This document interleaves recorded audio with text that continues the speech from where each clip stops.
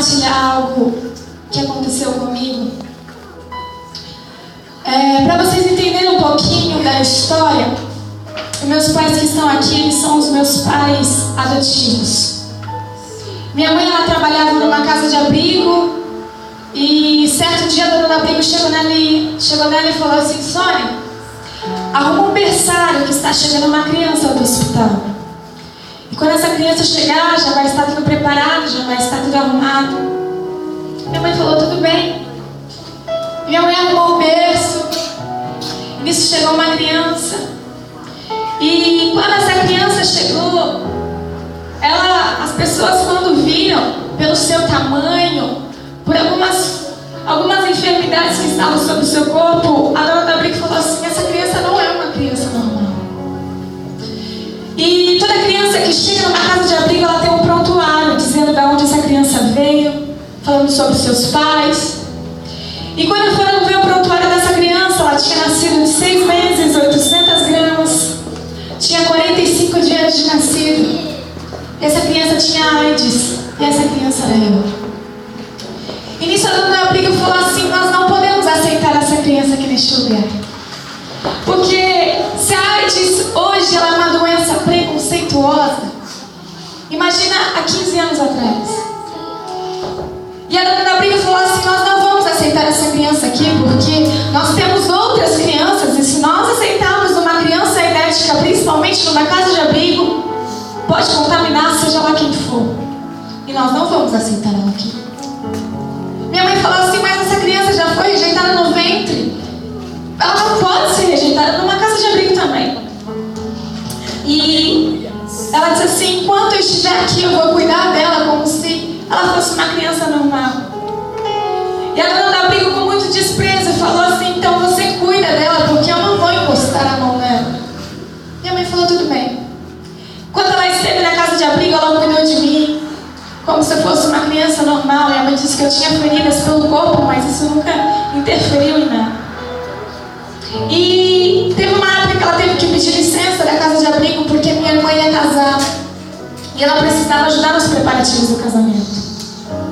E ela estava em casa, era próximo do Natal, próximo do Ano Novo. E ligaram lá em casa e disse assim para ela: Sônia, é o seguinte, todas as crianças já estão com o lar, mas só falta a Camila. A Camila está com 1 aninho de idade, ela não senta, ela não come.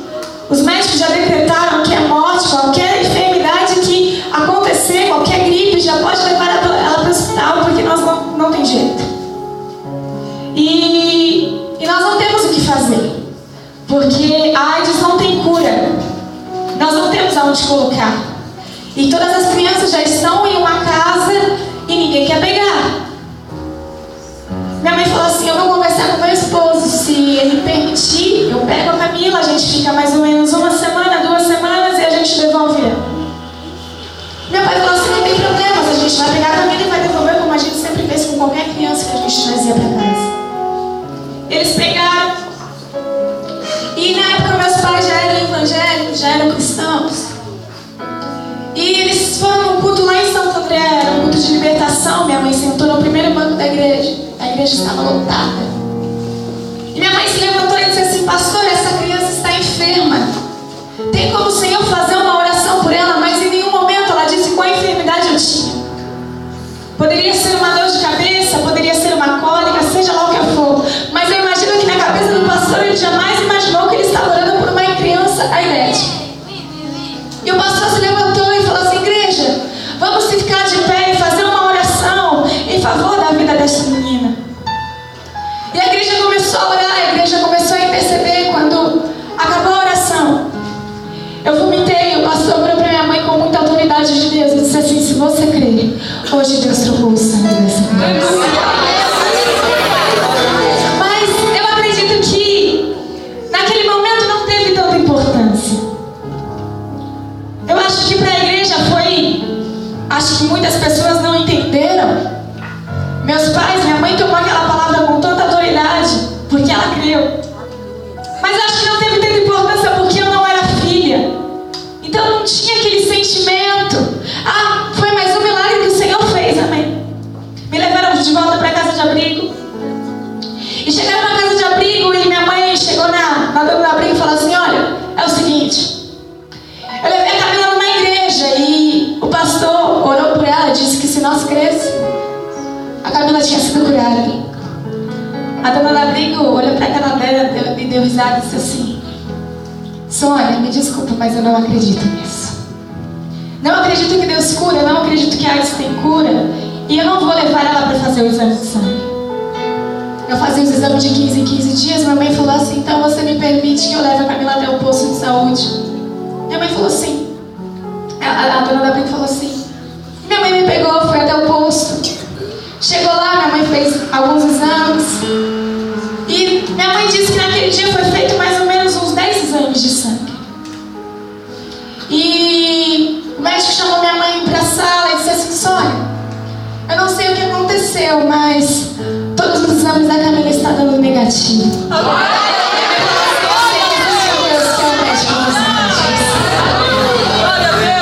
Passou aqueles dias, minha mãe me levou de volta para a casa de abrigo. A dona da abrigo olhou meio ressabiada.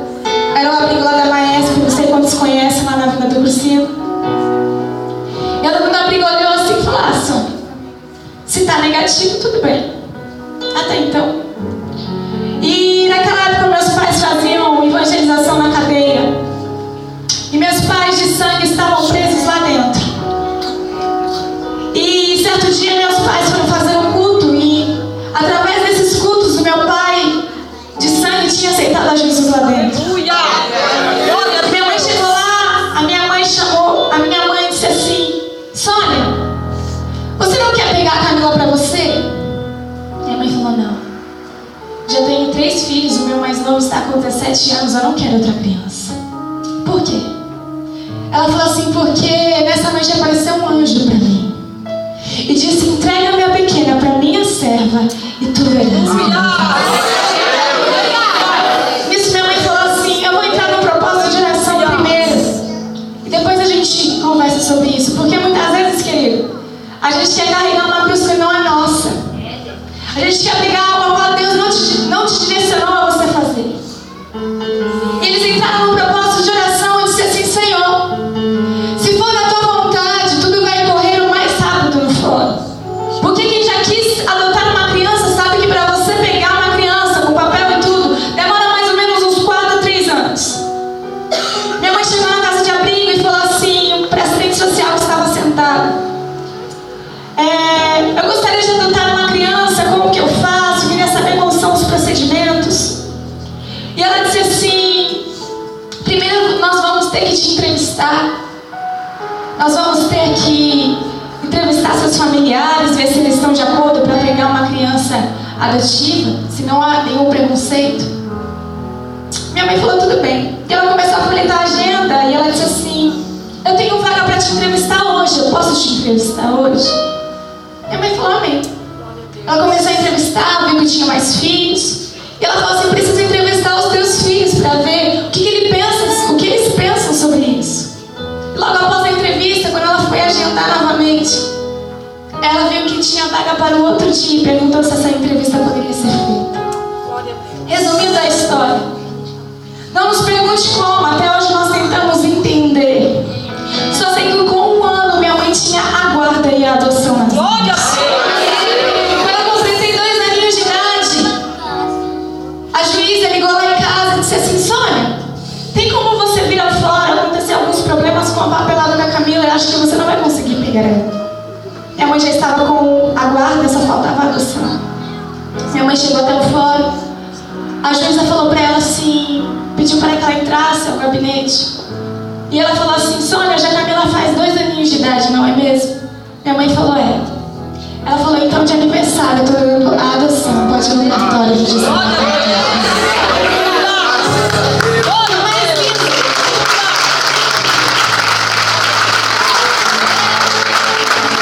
que Deus ele trabalha de uma maneira que nós não sabemos explicar.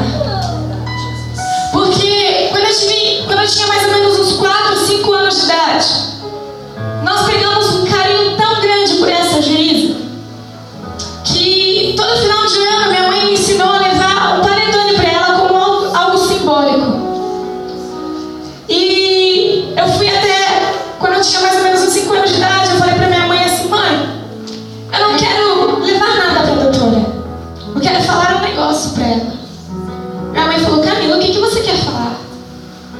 falei assim, eu quero falar um negócio.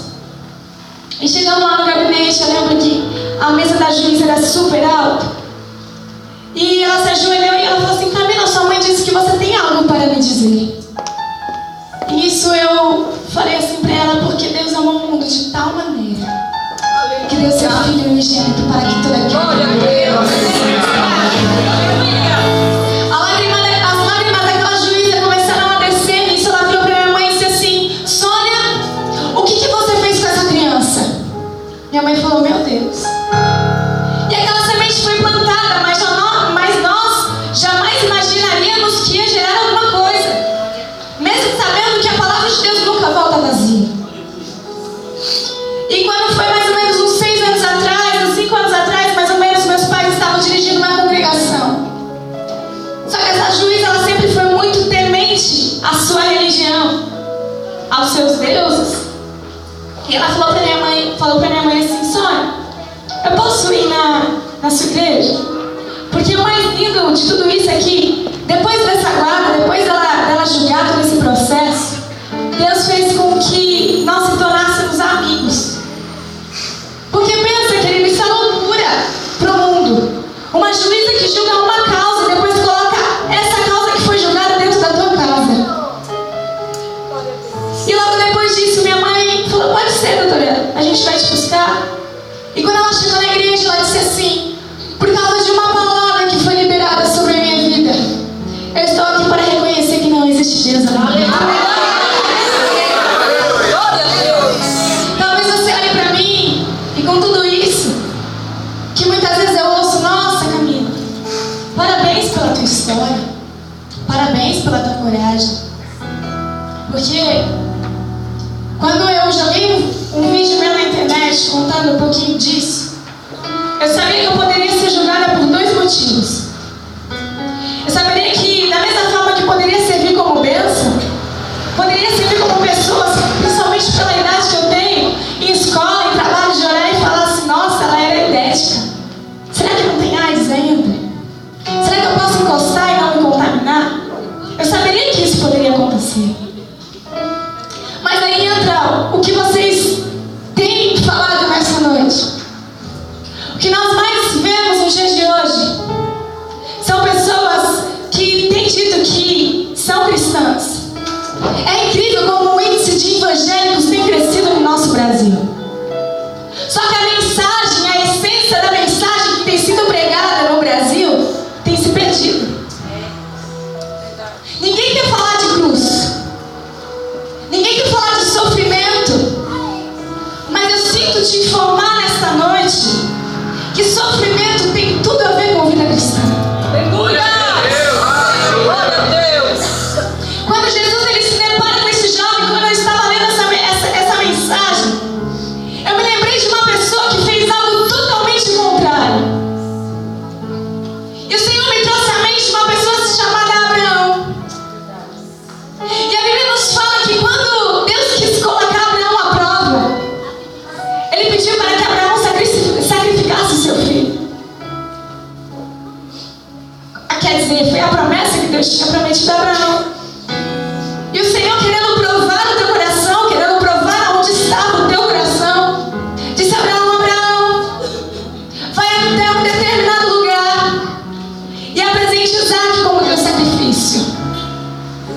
Abraão, sem pensar 2 vezes, porque a tua confiança estava alicerçada em Deus. Aleluia! Foi até o lugar onde Deus havia indicado. Porém, quando ele estava preparando Isaac para o sacrifício, o anjo do Senhor interrompe e disse a Abraão, eu já entendi, eu sei que você confia em Deus. Que tipo de pessoa será que você se parece? Será que você se parece com o jovem rico? Talvez o seu problema não seja o dinheiro, mas o que será que tem impedido a tua salvação? Faça uma análise em você mesmo. Muitas vezes os talentos, até mesmo os talentos que Deus nos dá, servem de maldição para a nossa vida.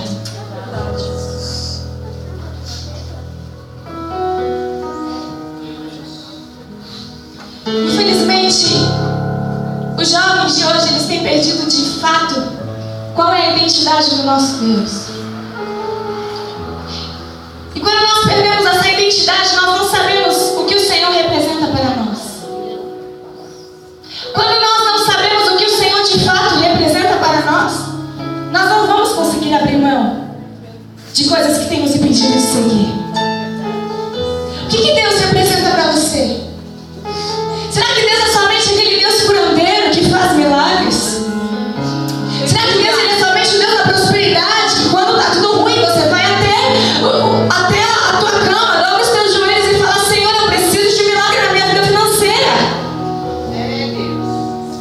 Será que Deus ele é somente um Deus que está contigo somente nos momentos difíceis, que você dá no seu joelho e fala: Deus, você esquece dele em todos os momentos, mas nos momentos difíceis você fala: Senhor, onde tu estás?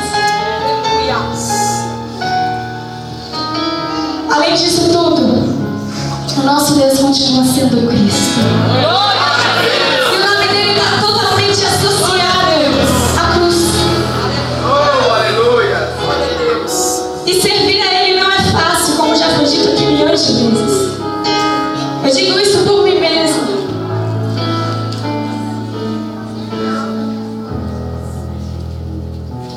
E a minha pergunta que eu faço para você hoje: se Jesus voltasse hoje para você 3 horas da tarde, para onde será que você iria? O que será que precisa ser feito? O que será que precisa ser feito, ser modificado na tua vida para que você de fato alcance a vida eterna? Porque quando nós aceitamos a Jesus, imediatamente nós temos a graça do Senhor sobre a nossa vida. Só que para nós literalmente conseguirmos a salvação, há um preço que precisa ser pago. E nós, como jovens, não é fácil. Muitas vezes nós vendemos a nossa salvação por tão pouco. Vendemos a nossa salvação por qualquer aventura amorosa. Vendemos a nossa salvação por qualquer xingamento. Vendemos a nossa salvação por alguns palavrões que nós falamos aí fora. Por algumas rebeldias que estão enraizadas no nosso coração. O que eu quero dizer para você hoje é: não venda a tua salvação. Por mais difícil que seja, a Bíblia nos fala que é uma recompensa. Jesus nos fala que é uma recompensa para aqueles que estão de fato dispostos a pagar o preço.